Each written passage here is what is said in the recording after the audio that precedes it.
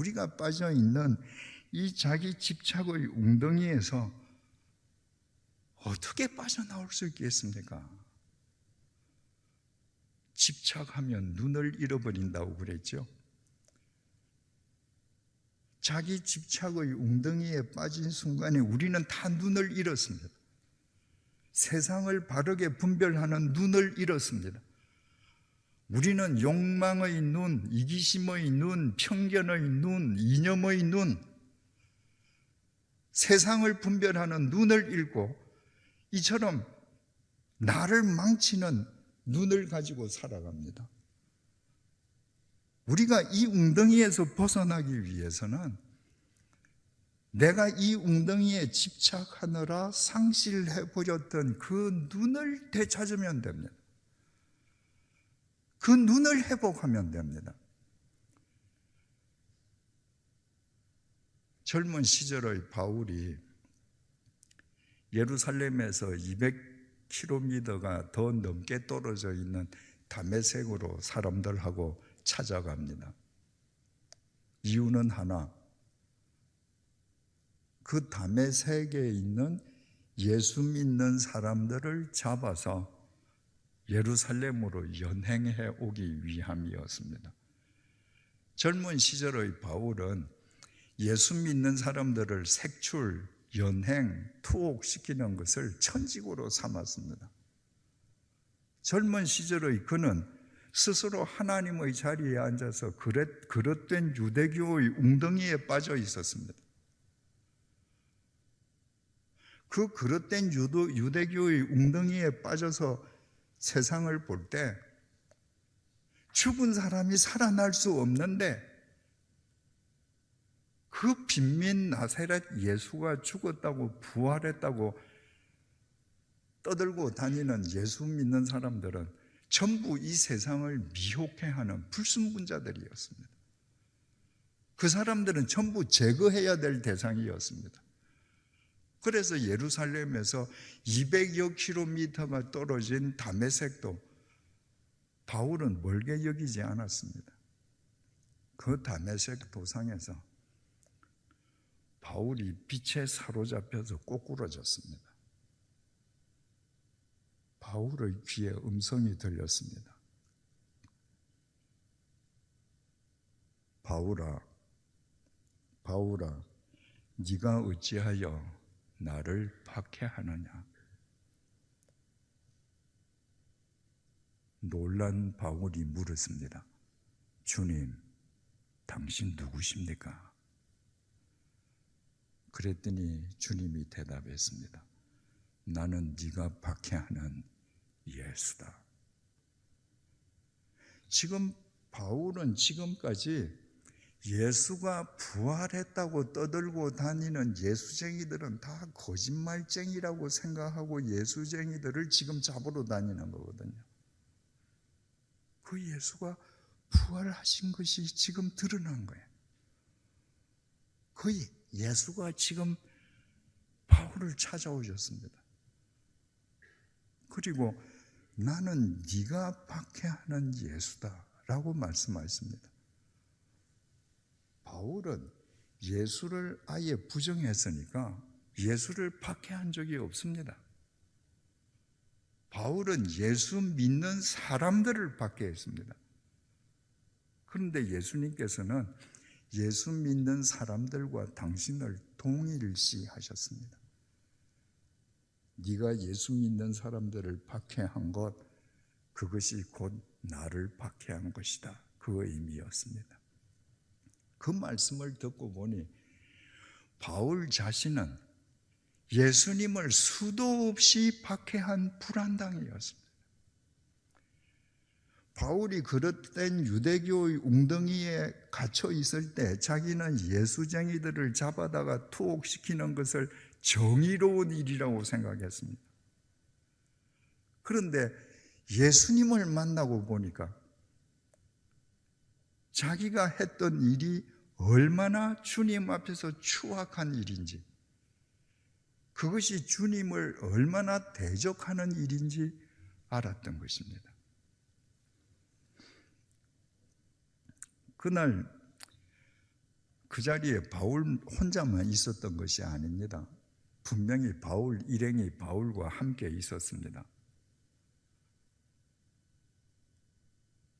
그 일행의 우두머리, 예수 믿는 사람들을 잡아다가 투옥시키는 그 우두머리가 바로 바울이었습니다. 그런데 주님께서는 그 사람들 가운데에서 가장 사악했던 그 바울을 핀셋으로 집어내시듯이 그 바울만 풀러내셨습니다. 이거는 바울의 의가 아닙니다. 바울의 공로가 아닙니다. 바울이 로마서에서 오직 주의 은혜, 주의 공로를 강조하는 까닭은 자기가 그렇게 구원받았기 때문입니다. 중요한 사실은 주님을 만나는 순간에 바울이 시력을 상실했습니다. 지금까지 자기 발로 걸어갔는데 더 이상 자기 발로 걸어갈 수가 없습니다. 시력을 상실했기 때문입니다. 사도행전 9장 8절에서 9절입니다. 사울이 땅에서 일어나 눈은 떴으나 아무것도 보지 못하고 사람의 손에 끌려 다메섹으로 들어가서 사흘 동안 보지 못하고 먹지도 마시지도 아니하니라. 바울이 시력을 상실했습니다. 그 충격이 얼마나 컸던지 사람의 손에 이끌려서 다메섹에 들어가서 사흘 동안 먹지도 마시지도 못했습니다. 여러분, 집착하면 눈을 잃는다 그랬잖아요. 그릇된 유대교의 웅덩이에 갇혀서 자기에게 집착했던 바울은 모든 것을 바르게 분별하는 눈을 상실했습니다. 잘못 보는 눈만 지금 갖고 있는 거예요. 그런 눈이면 차라리 없는 것이 낫다. 그런 눈으로 세상을 볼 바에야 차라리 안 보는 것이 더 낫다. 그래서 시력을 상실했습니다. 중요한 것은요, 사도행전 9장 8절 첫 부분을 다시 읽어볼게요. 사울이 땅에서 일어나 눈은 뜨으나 아무것도 보지 못하고, 우리말 성경은 눈은 뜨으나 아무것도 보지 못했다 이렇게 기록되어 있습니다. 우리나라 사람들은 단수와 복수의 개념이 희박합니다. 그래서 사람들이 이야기할 때 나는 눈이 있어 이렇게 얘기해요. 이걸 영어로 번역하면 어떻게 돼요? I have an eye가 됩니다. 그걸 번역하면 나는 왜 눈박이야 이 말입니다. 미국 사람이 나는 눈이 있어 라고 말한다면 반드시 이렇게 말할 겁니다. I have two eyes. 나는 눈이 두 개야. 이렇게 얘기할 겁니다. 우리말 성경에는 사울이 땅에서 일어나 눈은 뜨으나 아무것도 보지 못하고 눈을 단수형으로 기록해 놨는데 헬라어 원문에는 눈이 복수로 기록되어 있습니다. 그걸 정확하게 번역하면 사울이 땅에서 일어나 눈들은 뜨으나 아무것도 보지 못했다. 그러니까 지금까지 그 두 눈으로 본 모든 세상 이때까지 본 것은 다 무효라는 거예요. 한 눈만 무효고 한 눈은 유효가 아니라 그런 눈으로는 이제 더 이상 세상 보지 마.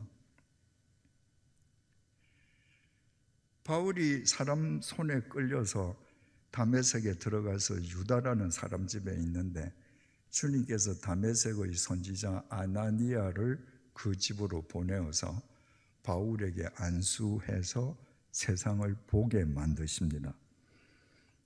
사도행전 9장 17절에서 19절입니다. 아나니아가 떠나 그 집에 들어가서 그에게 안수하여 이르되 형제 사울아, 주 곧 내가 오는 길에서 나타나셨던 예수께서 나를 보내어 너로 다시 보게 하시고 성령으로 충만하게 하신다 하니 즉시 사울의 눈에서 비늘 같은 것이 벗어져 다시 보게 된지라. 일어나 세례를 받고 음식을 먹음에 강건하여 지니라. 아나니아가 와서 안수를 했습니다. 그랬더니 사울의 눈에서 비늘 같은 것이 벗겨졌습니다. 여러분, 물고기 비늘 한번 생각해 보세요. 그 비늘이 제 눈 속에 들어있다. 세상이 바로 보이겠습니까? 지금 바울이 뒤집어 쓰고 있던 비늘 같은 것이 뭡니까? 편견의 비늘, 정오심의 비늘, 이기심의 비늘, 욕망의 비늘, 이런 비늘로 뒤덮여 있던 눈입니다. 그러니 그가 아무리 뛰어봐야 그릇된 유대교의 웅덩이 속에서 뛰는 것이지, 어떻게 하나님이 창조하신 이 세상 속에서 소명의 길을 뛰어갈 수 있겠습니까? 비늘이 벗어진 뒤에 바울이 다시 보게 되었습니다. 다시 보게 되었다. 아나블레포. 아나는 다시라는 의미도 됩니다. 그리고 블레포는 보다는 의미인데, 이 아나라는 뜻은 전치사로 위로라는 뜻도 있습니다. 비늘을 뒤집어 쓰고 있을 때 바울의 모든 관심사는 이 세상에만 국한되어 있었습니다. 그런데 아나니아가 안수하면서 그 모든 인간의 비늘이 다 벗어진 뒤에 바울은 비로소 하나님을 우러러 보았습니다. 그 순간부터 바울의 인생이 달라집니다. 중요한 것은 즉시 사울의 눈에서 비늘 같은 것이 벗어져 다시 보게 된지라. 우리 성경에는 여기에도 눈이 단수로 기록되어 있습니다. 헬라어 원문에는 여기도 복수로 기록되어 있습니다. 즉시 눈들에서 비늘 같은 것이 벗어져 다시 보게 된지라. 두 눈들이 회복된 것입니다. 여러분, 우리는 분명히 눈이 두 개인데, 우리말로 나는 눈을 가졌어 단수로 표현하는 것처럼 우리는 두 개의 눈을 하나의 눈처럼 사용합니다. 우리는 이 세상을 볼 때 하나님을 보는 눈이 없습니다. 우리가 하나님을 볼 때 이 세상에서 치열하게 살아가야 할 나의 길을 보는 눈이 실종됩니다. 하나님께서는 우리에게 하나의 눈이 아니라 두 개의 눈들을 주셨습니다.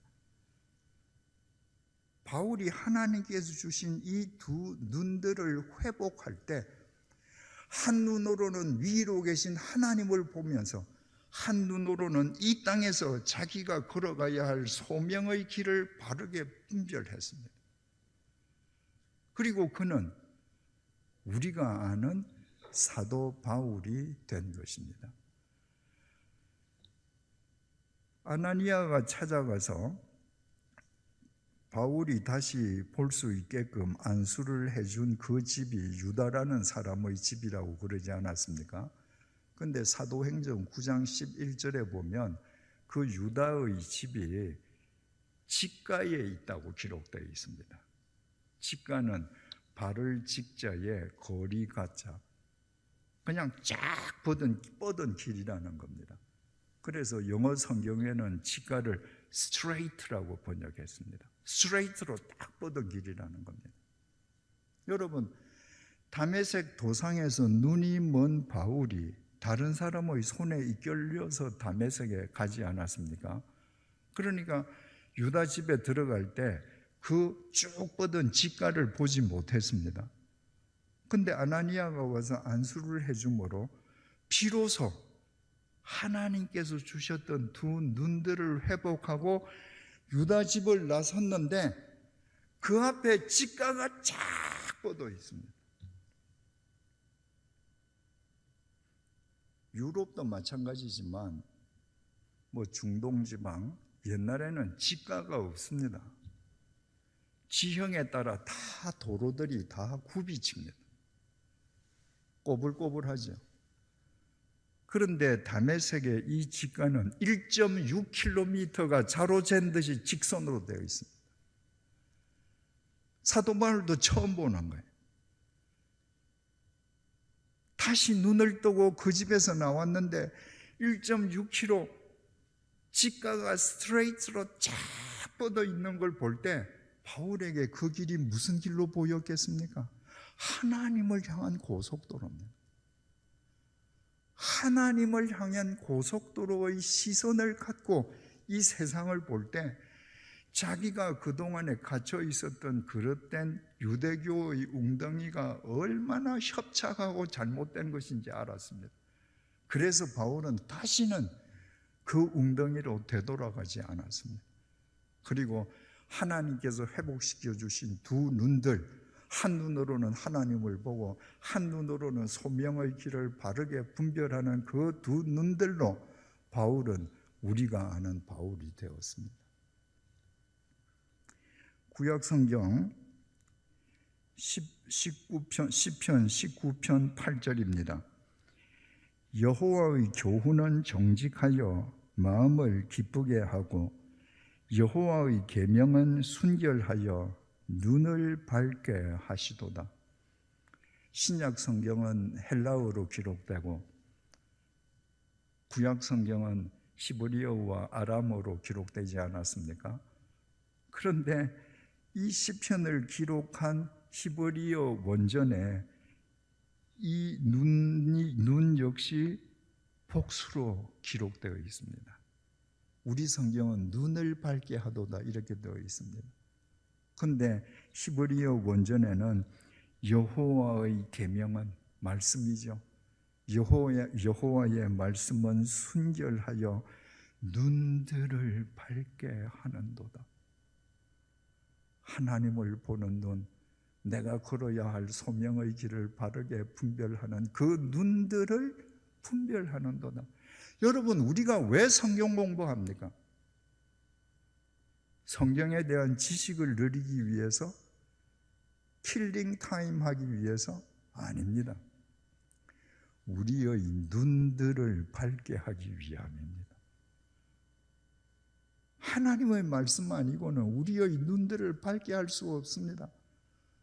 우리의 눈들이 밝아져야 우리 스스로를 가둔 자기 집착의 웅덩이에서 말씀을 붙잡고 벗어날 수 있습니다.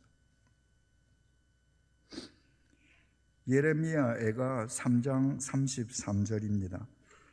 주께서 인생으로 고생하게 하시며 근심하게 하심은 본심이 아니시로다.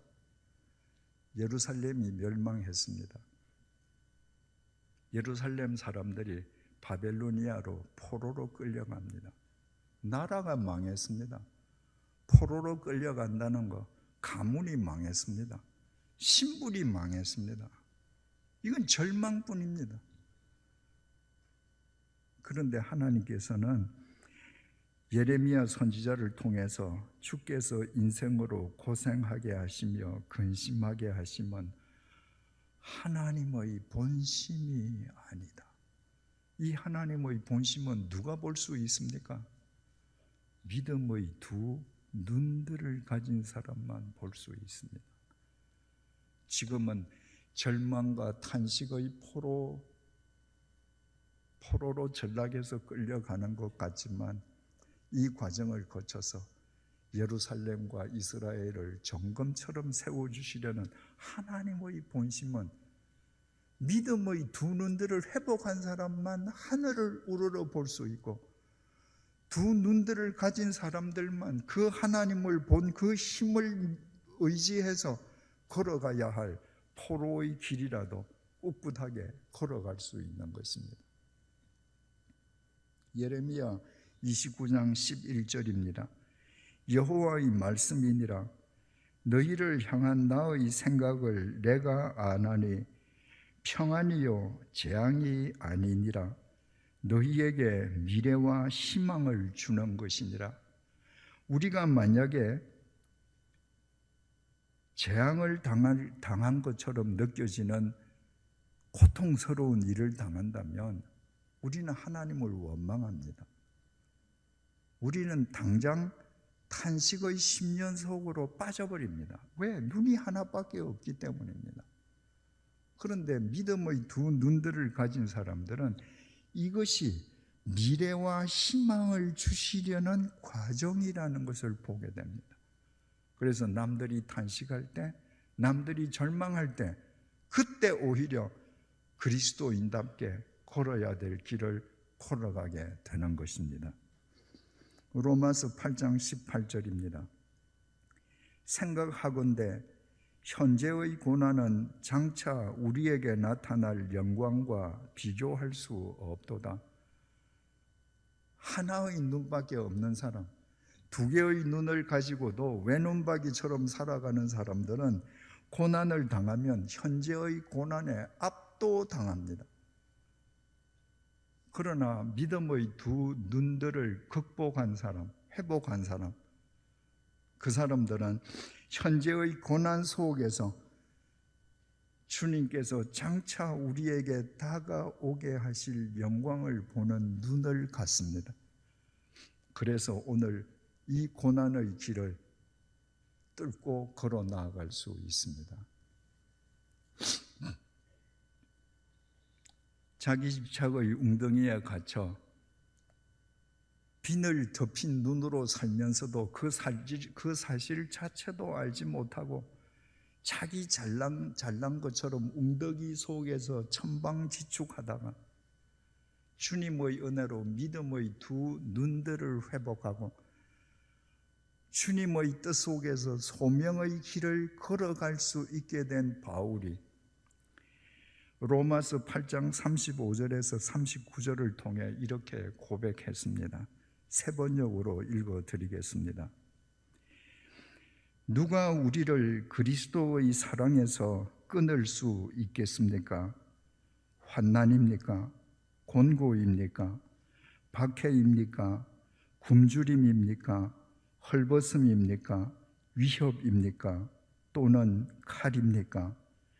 성경에 기록한 바 우리는 종일 주님을 위하여 죽임을 당합니다. 우리는 도살당할 양과 같이 여김을 받았습니다. 한 것과 같습니다.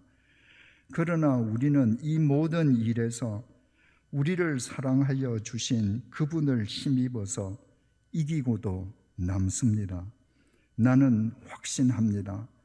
죽음도 삶도 천사들도 권세자들도 현재 일도 장래 일도 능력도 높음도 깊음도 그 밖에 어떤 피조물도 우리를 우리 주 예수 그리스도 안에 있는 하나님의 사랑에서 끊을 수 없습니다.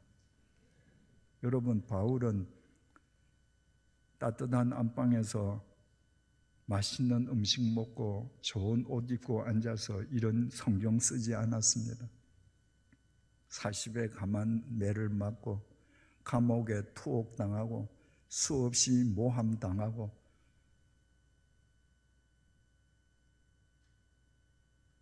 다른 사람이라면 절망과 탄식의 터널 속에서 질식했을 그 상황에서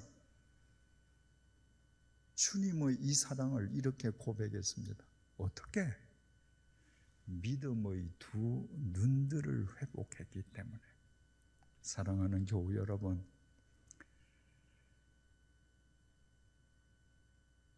교회를 짓밟던 바울을 핀셋으로 집어내시고 그 눈에서 비늘을 벗겨내시고 그 눈을 두 눈으로 회복시켜 주시고 그릇된 유대교의 웅덩이에서 벗어나 지중해 세계를 복음화시키는 주님의 도구로 새롭게 거듭나게 하신 그 주님께서 오늘날 이 자리에 우리와 함께하고 계십니다. 이제부터 그분의 말씀을 좇으십시오. 그분의 말씀을 힘입어서 여러분의 눈에 덮여 있는 모든 비늘들을 다 제하십시오. 주님을 우러러보는 두 눈들을 회복하십시오. 여러분들이 두 눈들을 회복하시면 그동안 여러분들이 얼마나 작은 웅덩이에서 아웅다웅 그리고 있었는지, 여러분의 인생이 얼마나 어리석었는지, 여러분의 인생이 왜 근심 속에서 흘러갔는지 그 모든 것을 밝히 알게 되실 것입니다. 그리고 주님을 우러러보는 그 눈과 걸어가야 할 소명의 길을 바르게 분별하고 걷는 그 눈, 그 두 눈들을 지닐 때 주님께서 여러분들을 통해 이 세상을 밝히실 것을 믿습니다. 기도하시겠습니다.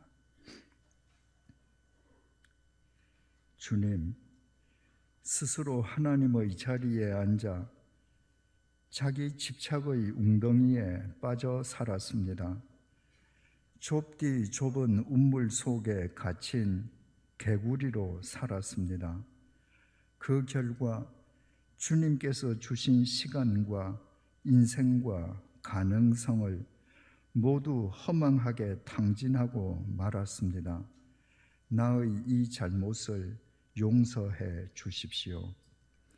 자기 집착의 비늘 덮인 눈으로 목전의 이득에만 몰두하면서도 스스로 하나님을 잘 믿는 그리스도인인 양 행세해온 나의 교만과 무지를 용서해 주십시오. 이 밤에 우리를 핀셋으로 집어 이 자리에 불러주시고 우리의 눈들을 가렸던 자기 집착의 비늘을 거두어 주시며 하늘을 우러러 주님께 시선을 맞추고 살아가는 새로운 믿음의 두 눈들을 우리에게 회복시켜 주셔서 감사합니다. 그 새로운 믿음의 두 눈들로 재앙 같은 환난 속에서도 하나님께서 예비하신 미래와 희망을 직시하게 하시고 눈물과 고통의 터널 속에서도 우리를 향한 하나님의 본심을 잃는 성숙한 믿음을 지니게 해 주십시오. 그리하여 믿음의 두 눈들로 살아가는 우리로 인해 우리의 가정이, 우리의 일터가, 우리의 교회와 사회가 근심의 수송대에서 날마다 승리의 수성대로 승화되게 해 주십시오. 예수님의 이름으로 기도드립니다. 아멘.